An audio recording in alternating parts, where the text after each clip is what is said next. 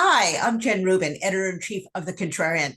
I'm delighted to have with us Senator Kirsten Gillibrand from the great state of New York. She has two hats that we want to refer to today, one on the Armed Services Committee and one on the Appropriations Committee. Welcome, Senator. So nice to see you again. Thank you. I'm delighted to be on your show. Talk to us a little bit about an extraordinary letter that came in yesterday from 5 former secretaries of defense. Frankly, the last time we had such a letter was before January 6th. It was in the wake of the 2020 election, when they were warning about the prospect of an insurgency and warning the Pentagon to remain neutral and apolitical. And now they're back. Talk to us a little bit about what their concern is, and if you share that concern. Yeah, I deeply share their concerns. First of all, the letters from Leon Panetta, Jim Mattis, William Perry, Chuck Cagle, Lloyd Austin. These are former chairmen of the Joint Chiefs and SecDefs who the United States and people trusted, trust their judgment, trust their life experience, trust their decision-making, and have taken us in and out of wars over the last several decades.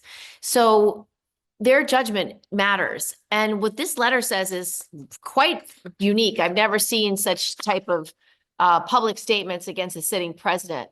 The letter is urging Congress to hold Mr. Trump to account for these reckless actions and to exercise fully its constitutional oversight responsibilities.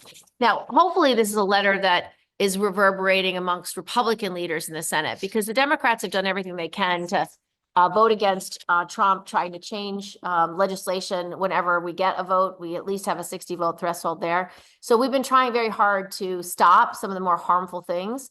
But this needs Republican support. We need John Thune. We need members from the Senate Armed Services Committee and the Senate Intelligence Committee to listen to these leaders and understand that what he's doing, removing senior officials, what he's doing, firing all the lawyers, what he's doing to change the cyber personnel who are protecting our elections. I mean, each one of these firings is sending shockwaves throughout the armed services, shockwaves throughout our national security apparatus, and making us less safe, because the most senior people who know what they're doing, who know the weight of all of these decisions and know the consequences of them, are the ones who are being dismissed. One of the signatories was Jim Mattis, who served in Trump's first administration. He was the first Secretary of Defense. It's interesting that they raise the JAGs. These are the lawyers of the force. What do you suspect they are up to in making changes there? I've never seen a president try to reorient, restaff the lawyers who enforce the judicial code of justice and criminal law. What concerns you there?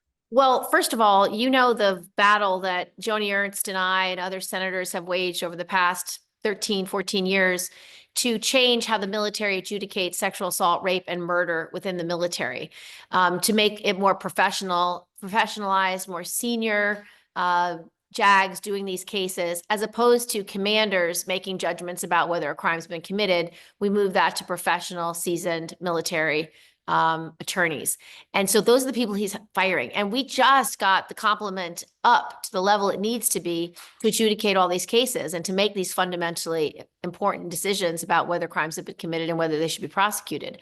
So he's unwinding all the reforms that 65 senators on a bipartisan basis supported over the last several years. And that's really troubling, because without the lawyers, you can't adjudicate these cases of violent crime, but you also can't adjudicate cases about ethics and what standards we have in the U.S. military. It's going to undermine the fabric that we have to create a not only a lethal force, but one that follows the rules of law. One other step that the new Secretary of Defense took was to dismiss, not simply bar going forward, but to actually dismiss trans service people. These are people who are loyally serving, competent in critical roles. What does this do? And will Congress try to review this in any fashion to see what's the downside, what's the effect on our military readiness? Well, we need courage by Republican senators. I remember working with John McCain on this very issue. John McCain, who ran for president, was the Republican nominee, who was revered worldwide as a leader, someone who served and did everything in his ability to protect this country as a young man. And for him to stand up to say, look, we have hundreds of men and women in our military who serve bravely every day, who will sacrifice their life for this country. Why should they be denied that ability to serve when they are highly trained, when they are lethal, when they are effective members of our military operations? Why would you deny them based on their gender identity? It's absurd. It's obscene. And, you know, for President Trump and Hegseth, who said, we don't want to politicize the Department of Defense. Well, that's exactly what they're doing. They're taking people who are highly qualified and highly trained, politicizing them and saying, you're not the kind of person we want, so we're going to fire you. They're so concerned about DEI and making decisions based on the kind of people are. That's exactly what they're doing. They're hypocrites, and they are undermining our military readiness by doing this. They are harming our lethality. They are harming our good order and discipline. And it is, again, an absurdity that they would be disregarding the courage and service of men and women who are already serving in very effective and lethal roles. We have evidence from the NSA, the CIA, the DOD, that these are among our most effective service members. Why would you take aim at them for no reason other than a political reason? Hypocrisy seems to be the governing rule in this administration. Let me shift gears a bit to your role in the Appropriations Committee. The House passed a budget that was extraordinary in its cuts in Medicaid, in SNAP, and making way for trillions more in tax cuts that, of course, would reopen the gusher of red ink. The more basic question I have is, what is the point of passing budgets and appropriating if Elon Musk simply goes in and does things unilaterally? Are your colleagues concerned about this, and are they prepared to get any guarantees that whatever budget they want is actually carried out? Well, they should be. And your question is exactly right. I mean, Congress has the power of the purse. The Senate is supposed to be making appropriations. And I don't know why Senator Susan Collins or any Republican, she's the chairwoman of appropriations, would want to give President Trump her job. It's absurd. Why would you give the president the authority to obligate federal resources that our taxpayers from our states have paid, asking Congress to make the right investments with that money for early childhood education, for Head Start, or for healthcare under Medicaid or Medicare, or for Meals on Wheels to make sure our seniors don't die alone of starvation? These are the kinds of things that Congress has appropriated that Trump and Elon Musk, unelected billionaire, who clearly doesn't care about people, are doing. And these slash and burn cuts without any regard for what any of these programs do just shows how disingenuous they are and how little they care about the American people, all for the benefit of their billionaire buddies and having bigger tax cuts. That's why they're slashing Meals on Wheels. It's why they're slashing Head Start. It's why they're slashing firefighter equipment. It's why they're slashing NIH grants that are going to cure cancer and cure diabetes and cure all diseases that our families have, that our families are dying from. So you can look at any one area of government where they are slashing.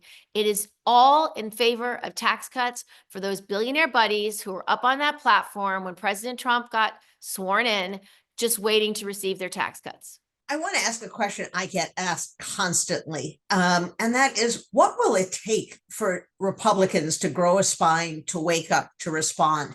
Is it going to be the economy? Is it going to be public opinion? When are they going to grow a spine? Ultimately, when their constituents start screaming at them every time they're home, because these constituents are not happy. I tell you, these cuts to the military, it's going to burn deeply in red and purple places where there's a great deal of respect for service, for sacrifice, and for courage. And I don't think these senators are going to fare well when they go home every weekend, because people are mad. And then when these cuts start to really come into fruition.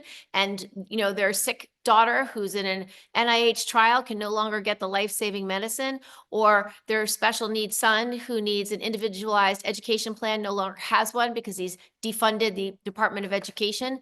People will begin to see, I didn't sign up for this. This is not who I voted for. This is not what I voted for. This is not what I wanted.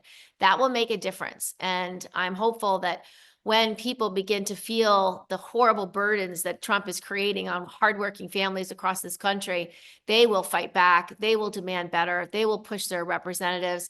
And at that point, we can hope and pray that they are willing to show some courage, show some leadership, and stand up for their constituents while the president's attacking them. We certainly hope that's the case. And thank you, Senator. As you said, there's no one who has been more resolute, particularly on issues involving women, sexual attacks, sexual abuse in the military. And to see Donald Trump and Elon Musk run roughshod over that, as he is the rest of the government, is something that's truly horrendous, something I would never see. But thank you for all your work, and thank you for joining us. We'll look forward to having you back again. Thank you for having me.